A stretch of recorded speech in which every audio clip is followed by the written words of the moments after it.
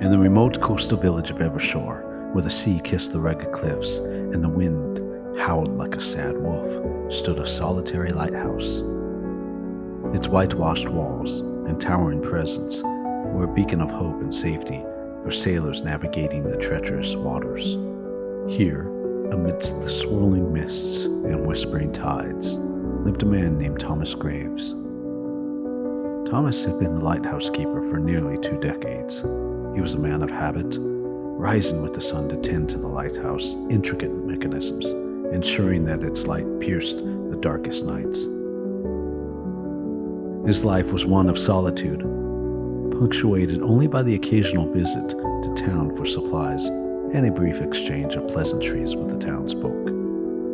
They knew him as a quiet man, one who preferred the company of the sea and the sky over that of people. His evenings were spent in the warm glow of an oil lamp, his room filled with the scent of salt and aged wood. He would sit by the window, listening to the waves crash against the rocks below, a book in hand, losing himself in worlds far removed from his own. Despite the isolation, Thomas found a certain peace in his routine.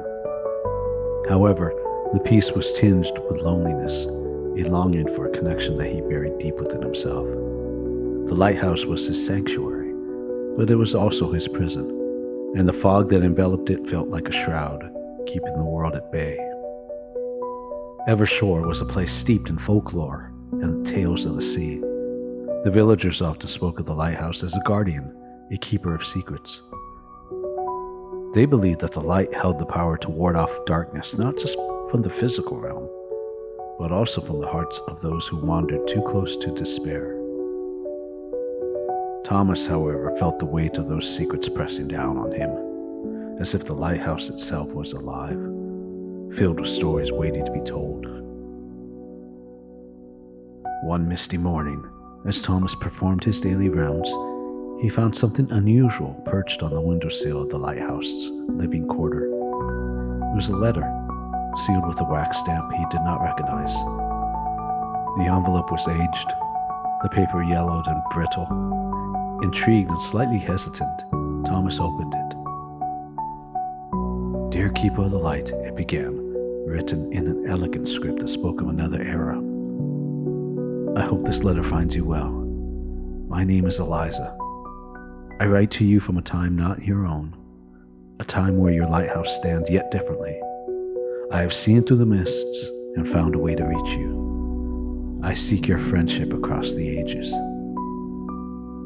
Thomas read the words several times, disbelief mingling with curiosity. A letter from another time? It seemed impossible, yet there it was, tangible in his hands. The letter continued, describing a world both familiar and strange, where the lighthouse was a bustling hub of activity, not the quiet sentinel it had become. Eliza spoke of her home, her family, and the beauty of the sea as she knew it. Her words were filled with a wistfulness that mirrored Thomas's own unspoken yearning for connection. He couldn't help but feel drawn to this mysterious correspondent. Here was someone who understood the isolation of the lighthouse, someone who longed for more than just the ebb and flow of the tides. As he sat in the dim light, the crashing waves outside became a distant background to his racing thoughts. Who was Eliza? How could she reach him through time? And most importantly, why had she chosen to write to him? In the days that followed, Thomas found more letters, each one arriving as if by magic. He began to look forward to them, his heart quickening each time he discovered a new envelope waiting for him. In these letters, Eliza shared tales of her life, her dreams, and her hopes. She wrote of the past, yet her words resonated with the present. Thomas responded, initially with skepticism, but soon with genuine interest. He wrote of his life as a lighthouse keeper, the solitude he embraced, yet sometimes yearned to escape. He shared his dreams and his thoughts, bearing his soul to the stranger from another time. It was a revelation to him. He hadn't realized how much he had craved connection until it was offered to him in the form of words on paper. Their correspondence became a lifeline for Thomas, each letter a thread weaving a tapestry of connection that stretched across the ages. The letters were a testament to the enduring power of human connection, transcending time and space. He found himself confiding in Eliza, sharing the burdens he carried, the fears that haunted him. In her responses, he found understanding and empathy, a rare gift that filled the void in his heart. As the weeks turned into months, Thomas felt a profound shift within himself. The weight of loneliness began to lift. He looked forward to the dawn, knowing that it would bring another letter, another glimpse into Eliza's world. He began to imagine what her life must be like, the people she interacted with, the laughter that filled her room. The lighthouse, once a lonely outpost, transformed into his mind into a bridge connecting their two hearts. However, questions lingered in Thomas's mind. How was it possible for Eliza to write from another time? Why did her letters appear without explanation? Despite his growing attachment to her, he knew he needed answers. The thought that he was communicating with a spirit or a figment of his imagination nagged at him, though he wished to believe otherwise. One evening, as a storm raged outside, Thomas sat at his desk, quill in hand. He penned a letter to Eliza, asking the questions that had haunted him. How did she know of him? How were her letters reaching him? And most importantly, why had she chosen to reach out to him? He sealed the letter and placed it on the windowsill, hoping for a response. As the wind howled and the rain lashed against the glass, Thomas waited, his heart heavy with anticipation and uncertainty. The lighthouse creaked and groaned, echoing his inner turmoil. When the morning sun broke through the clouds, Thomas rushed to the windowsill, breathless with hope. There, amidst the remnants of the storm, lay a new letter, its presence a balm to his anxious heart. As he opened it, he felt the weight of his questions pressing on his mind. "Dear Thomas," it began, "I understand your questions, and I will do my best to provide the answers you seek. I am not entirely certain how this connection between us exists. It began one foggy evening when I discovered your lighthouse, its light reaching through the mist like a beacon. In that moment, I felt a profound bond, as if the light itself was a bridge between our worlds." Eliza went on to explain that she had found a peculiar stone near the lighthouse, one that had seemed to shimmer with an otherworldly glow. When she held it, she felt a connection, a pull towards the future. It was through this stone that she believed that their letters were able to traverse time. Thomas was both astonished and skeptical. A stone that bridged time? It sounded like something out of a fairy tale, yet he could not deny the reality of her letters, the bond they had forged. He resolved to search for the stone she had described, curious to see if it held any truth. As he read her words, he felt a stirring in his chest, a mix of excitement and apprehension. Could such a thing really exist? The thoughts of a tangible link between their worlds ignited a spark of hope within him. Determined to uncover the truth, Thomas began his search for the stone. He combed the rocky shore, eyes scanning the ground for any sign of the mysterious object Eliza had described. Days turned into weeks, and still he found nothing. The search became a ritual, a way to connect with Eliza even when she was not there. Yet, each letter from Eliza fueled his determination. She encouraged him, sharing her own experiences with the stone and the sensations it evoked. Her words were a source of comfort and inspiration, urging him not to give up. She wrote of her dreams and the moments she spent near the lighthouse, her words painting vivid pictures in his mind. Finally, one fog-laden morning, as Thomas walked along the cliffs, he noticed something glinting amidst the rocks. He approached cautiously, heart pounding with anticipation. There it was, a stone like any he had ever seen before. It shimmered with a faint, ethereal light, as if imbued with the very essence of time. Thomas picked it up, feeling a strange warmth emanate from its surface. In that moment, he understood. This was the key, the link that connected him to Eliza. The stone pulsed gently in his hand, a silent promise of the extraordinary bond they had shared. He rushed back to the lighthouse, the stone cradled in his palm like a fragile treasure. As he sat down to write to Eliza, he felt a rush of emotions, excitement, fear, and a deep yearning to understand this newfound connection. With the stone in his possession, Thomas's belief in the impossible was solidified. He wrote to Eliza, describing the stone and the connection he felt. Her response was filled with joy and relief, as if his discovery had reaffirmed their bond. Yet, the stone also posed a question. What now? Thomas pondered the implications of their connection. Could they ever meet? Was it possible for two souls, separated by time, to bridge the gap and come together? Eliza's next letter addressed these very questions. She expressed her own longing to meet him, to see the future through his eyes.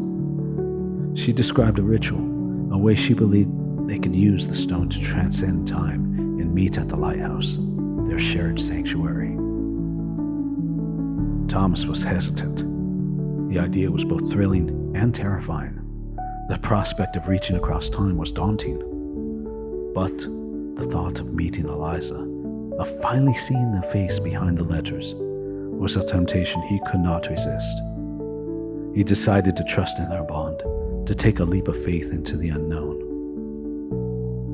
As he prepared for the ritual, a mix of fear and hope coursed through him. He gathered the items Eliza had instructed him to find: candles, salt, and a small bowl of seawater. Under the light of a full moon, he felt the weight of the moment pressing down on him.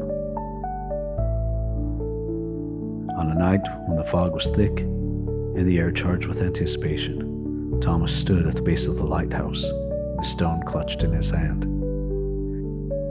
He followed Eliza's instructions, whispering the words she had written, feeling the stone grow warm and vibrant.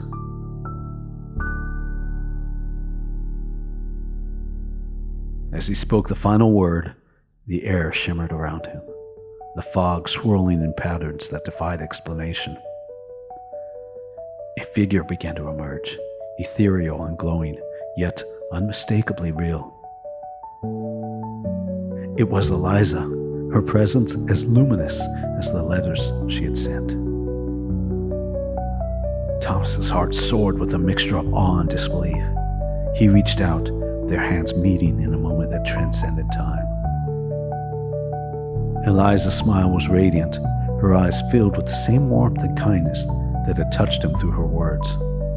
"Thomas," she said, her voice a melody that resonated deep within him. "We did it. We found a way." The two of them stood together, united across the ages, their connection a testament to the power of love and friendship. In that moment, time ceased to matter. The world reduced to the lighthouse, the sea, and the two souls who had defied the boundaries of time. As they walked along the cliffside, the lighthouse standing sentinel behind them, Thomas marveled at the reality of Eliza. She was everything he had imagined, and yet so much more. They shared stories of their lives, the differences and similarities that shaped their worlds. The laughter that echoed between them was a balm for their souls, healing the wounds of loneliness that had festered in silence for far too long. As the night wore on, Thomas and Eliza continued to share their stories in person, their laughter and conversation a symphony that echoed through the fog. They spoke of their worlds, their dreams, and the journey that had brought them together. The stone, a bridge between their times, pulsed gently in Thomas's hand, a reminder of the magic that had made their meeting possible. Yet, as the first light of dawn broke over the horizon, they knew their time together was limited. With a heavy heart, Thomas realized that Eliza would have to return to her own time, their connection fragile and fleeting. But their bond was unbreakable, a testament to the resilience of the human spirit. As they prepared to part, Eliza placed her hand over Thomas's, the stone between them glowing brightly. "This isn't goodbye," she whispered. "Our bond transcends time. We will find each other again." Thomas nodded, knowing in his heart that their connection would endure. They embraced, the fog swirling around them, and then Eliza began to fade, her presence lingering like a gentle echo in the mist. In the days and years that followed, Thomas continued his work as the lighthouse keeper, his heart forever touched by the extraordinary encounter. He cherished the letters, the stone, and the memories of that magical night. Though he never saw Eliza again in person, he felt her presence in the light of the lighthouse, in the whispers of the sea, and in the fog that rolled in from the horizon. Their story was one of hope and connection, a reminder that love and friendship could bridge even the greatest divides.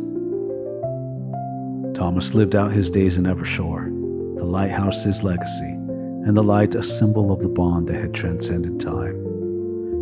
As he stood by the window each evening, he knew that somewhere across the ages, Eliza watched the same horizon, their hearts forever united by the echoes in the fog.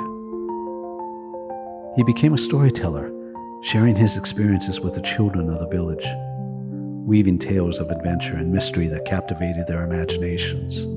The lighthouse became a symbol of hope in Evershore, drawing visitors from far and wide who wished to witness the magic that Thomas had experienced. As the seasons changed and the years passed, Thomas found joy in the small moments, the laughter of children playing near the shore, the vibrant colors of the sunset, and the gentle touch of the sea breeze. He often visited the cliffs where he and Eliza had met, holding the stone close to his heart, feeling the warmth that it radiated. One fateful evening, as the sun dipped below the horizon, casting a golden glow over the waves, Thomas stood at the edge of the cliff, staring into the distance. The fog rolled in, thick and heavy, enveloping him in a familiar embrace. He closed his eyes, allowing the sounds of the sea to wash over him, and whispered a silent prayer to the winds, hoping that Eliza could feel his thoughts across the fabric of time. In that moment, the fog shifted, and a glimmer of light broke through, illuminating the path ahead. Thomas smiled, a sense of peace settling over him. He knew that their connection was eternal, woven into the very essence of the lighthouse and the sea. As he returned to his post, he carried with him the knowledge that love knows no bounds, that even in the fog of uncertainty, light always finds a way to shine through. And in the heart of Evershore, the lighthouse stood tall, a testament to the enduring power of love and the echoes that linger in the fog. In the years to come, the villagers often spoke of the lighthouse keeper who had once communicated with a woman from another time. Thomas became a legend, his story passed down through generations, inspiring hope and connection in the hearts of those who heard it. And so, the echoes in the fog continued, a reminder that even in the depths of solitude, one can find light, love, and the promise of reunion across time, across space, and beyond the horizon.